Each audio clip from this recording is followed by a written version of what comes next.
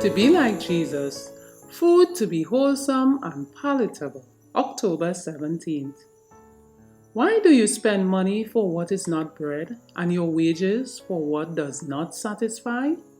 Listen diligently to me, and eat what is good, and let your soul delight itself in abundance. Isaiah 55:2. Some of our people, while conscientiously abstaining from eating improper foods, neglect to supply themselves with the elements necessary for the sustenance of the body. Those who take an extreme view of health reform are in danger of preparing tasteless dishes, making them so insipid that they are not satisfying. Food should be prepared in such a way that it will be appetizing as well as nourishing. It should not be robbed of that which the system needs.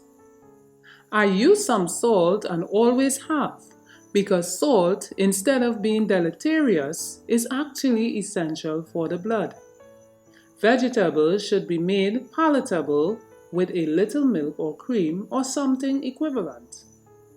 While warnings have been given regarding the dangers of disease through butter and the evil of the free use of eggs by small children, yet we should not consider it a violation of principle to use eggs from hens which are well cared for and suitably fed.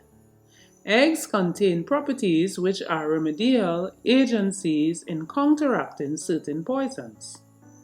Some, in abstaining from milk, eggs, and butter, have failed to supply the system with proper nourishment and as a consequence have become weak and unable to work. Thus, health reform is brought into disrepute. The work that we have tried to build upon solidly is confused with strange things that God have not required, and the energies of the church are crippled. But God will interfere to prevent the results of these too strenuous ideas. The gospel is to harmonize the sinful race. It is to bring the rich and the poor together at the feet of Jesus.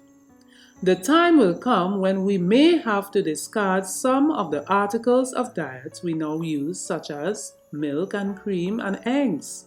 But it is not necessary to bring upon ourselves perplexity by premature and extreme restrictions. Wait until the circumstances demand it, and the Lord prepares the way for it. Let us never bear a testimony against health reform by failing to use wholesome, palatable food in place of the harmful articles of diet that we have discarded. Do not in any way encourage an appetite for stimulants.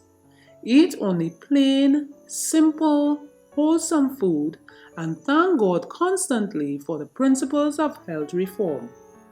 In all things, be true and upright, and you will gain precious victories.